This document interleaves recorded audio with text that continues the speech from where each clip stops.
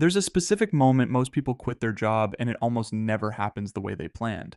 It's not a spreadsheet decision. It's not a calm Friday afternoon with a glass of water and a notebook. It's a Tuesday where something goes wrong at work, a raise that didn't come through, a comment from a manager that landed wrong, a moment where you look at your business and think, this is already better than this place. And then you just go. You email HR, you're out. And for a lot of people, that is where the plan begins to unravel. Not with a dramatic explosion, but with a quiet fade months or years later when the savings are disappearing, the business still feels unpredictable, and the motivation that once seemed unlimited begins to leave with the money. So, this video is about 5 actual numbers that tell you whether you are ready to quit or whether you are simply reacting. Not 5 feelings. Not 5 inspirational questions. 5 numbers you can calculate. I'll save the most overlooked one for the end because it can make a business look stable right up until one client, one platform, or one email makes most of the income disappear.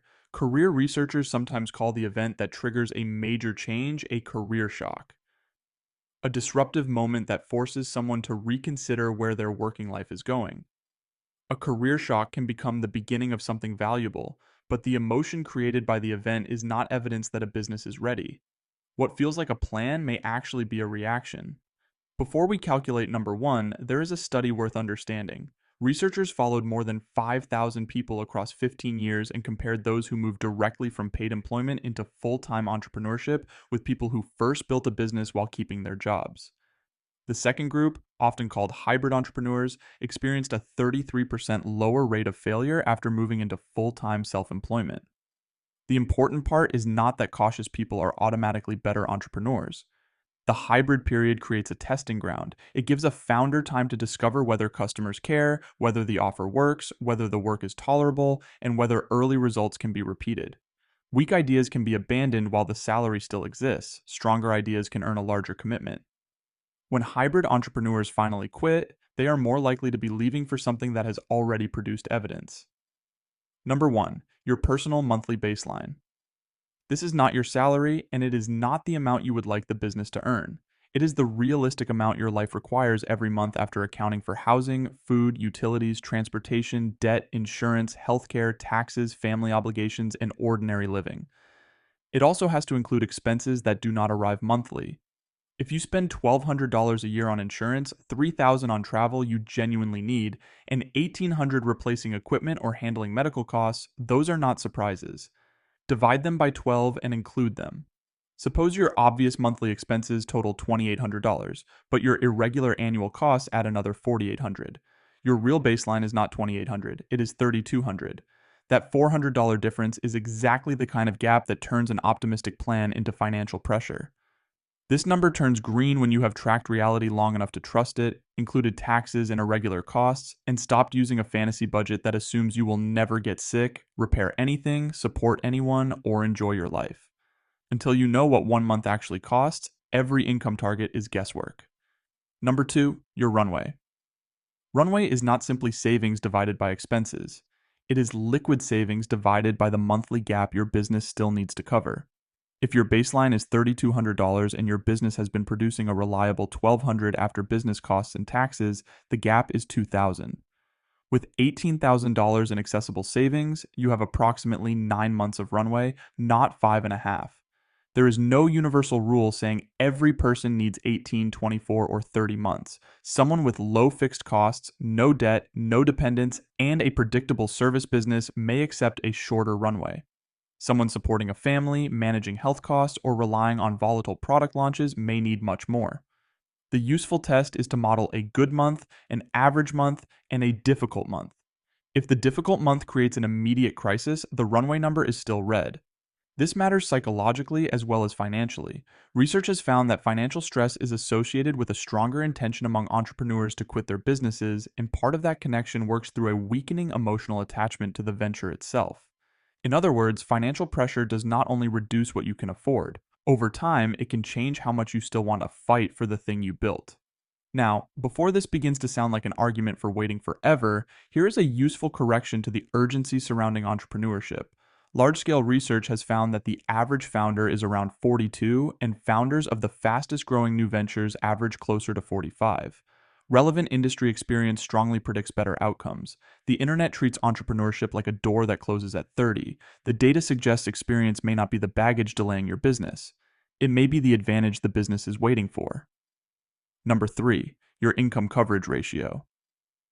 Take the reliable monthly net income from the business and divide it by your personal baseline. If the business reliably produces $1,600 and your baseline is $3,200, the ratio is 50%. The word reliably matters. Do not use revenue before expenses. Do not use the best launch month you have ever had. Do not count money that belongs to taxes, refunds, software, contractors, advertising, or inventory. Use a conservative figure, preferably the median of several recent months, rather than the amount the business produced during an exceptional one. A business that earned $10,000 once and $500 for each of the next 3 months does not reliably produce $10,000. There is no universal percentage at which everybody should resign. A person with a large runway and a business constrained mainly by lack of time may reasonably transition before reaching 100%. Someone with debt, dependents, thin margins, or unstable demand may need the business to cover more than the baseline before leaving. What matters is that you know the percentage and understand the risk you are accepting. I think it will replace my salary is hope. It has covered 75% of my baseline for 6 months is evidence. Number 4, your consistency window. Most businesses that eventually fail don't fail in the first year. The danger climbs steadily for years afterward, which is exactly why one good month proves almost nothing on its own. Ask one precise question. For how many consecutive months has the business produced at least the minimum net income you are planning to rely on? One extraordinary month proves that something can happen. It does not prove that you know how to make it happen again. 3 consecutive months begin to reveal a pattern. 6 months provide stronger evidence. A full year can expose seasonality that a shorter period hides. These are not universal commandments. They are different levels of information. The real purpose of this number is to separate a successful event from a functioning process. Can you explain where customers came from? Can you describe why they purchased? Can you produce another qualified conversation, sale, or referral without depending entirely on luck? The months do not need to be identical. They need to show that demand has a source you understand. This is where staying employed becomes more than a defensive move. It allows the evidence clock to keep running without forcing every test to pay for your life immediately. Your job may consume time, but it can also give the business time to become repeatable. A single successful launch or unexpected client can demonstrate interest. But repeatability, not one isolated win, is the stronger signal that a business is ready to support a transition. Number 5, your concentration ratio. Now we arrive at the number that can make every other number look healthier than it really is. Calculate the percentage of business income that comes from your largest client, product, platform, or acquisition channel. If one client supplies $7,000 of a $10,000 month, your client concentration is 70%. If nearly every sale comes from one marketplace, one social account, one advertising campaign, or one referral partner, your channel concentration may be just as dangerous. A high concentration ratio is normal at the beginning. The first client may be your only client, and the first working channel deserves attention. The problem appears when you mistake concentrated success for resilient income. Ask what happens if the largest source disappears tomorrow. Would the business become smaller, or would it become impossible? This number turns green when losing the largest source would hurt but would not immediately destroy your ability to cover essential obligations. That may mean adding a second major client, collecting email addresses instead of relying entirely on a platform, developing another acquisition channel, or building repeat purchases into the offer. Diversification should not become an excuse to scatter your attention too early. It should become a deliberate step once the first source of demand is working. The goal is not perfect protection from every possible disruption. It is to remove the single obvious point of failure capable of collapsing the business overnight. Bringing it together. Picture someone with a monthly baseline of $3,200, 9 months of runway sitting in savings, a business covering 75% of that baseline, reliably, for the last 6 months, 2 clients, neither one above 40% of total income. On paper, that person looks ready. Now picture the same baseline and the same runway, but the income comes from one client for 2 months, covering half the baseline. Same starting numbers, completely different decision. That is what these 5 numbers are actually for, not to give you one score, but to show you where the real risk is hiding.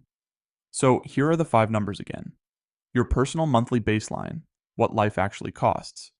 Your runway, how many difficult months you can absorb after accounting for reliable business income. Your income coverage ratio. What percentage of your baseline the business already covers after expenses and taxes? Your consistency window. How many consecutive months the business has produced the income you plan to rely on? And your concentration ratio.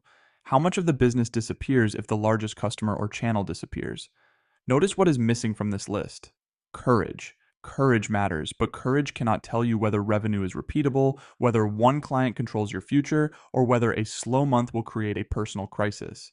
The better question is not, am I brave enough to quit? It is, has the business produced enough evidence to support the decision? This is actually the exact gap the workbook, How to Become a Solopreneur While Keeping Your 9 to 5 Job, was made for. Not because five numbers are complicated, they're not, but because tracking them properly month after month while you're still working a full-time job is easy to talk yourself out of. It gives you the structure to actually do it. How to pick a realistic first business, find your first real customers, test demand before you overbuild anything, and turn all five of these numbers into a practical 90-day plan instead of a vague someday. That does not mean waiting for perfect certainty. Perfect certainty does not exist. It means replacing one dramatic leap with a sequence of informed decisions. Calculate the baseline, protect the runway, track the coverage ratio, demand consistency, reduce obvious concentration risk. Then decide from a position of strength rather than from the emotional heat of a terrible Tuesday. Your job isn't what's standing between you and the business you want to build. In a strange way, it's the thing quietly funding it. Which makes the next question worth asking. What if it's not the enemy at all? Start small, stay useful, build before you quit.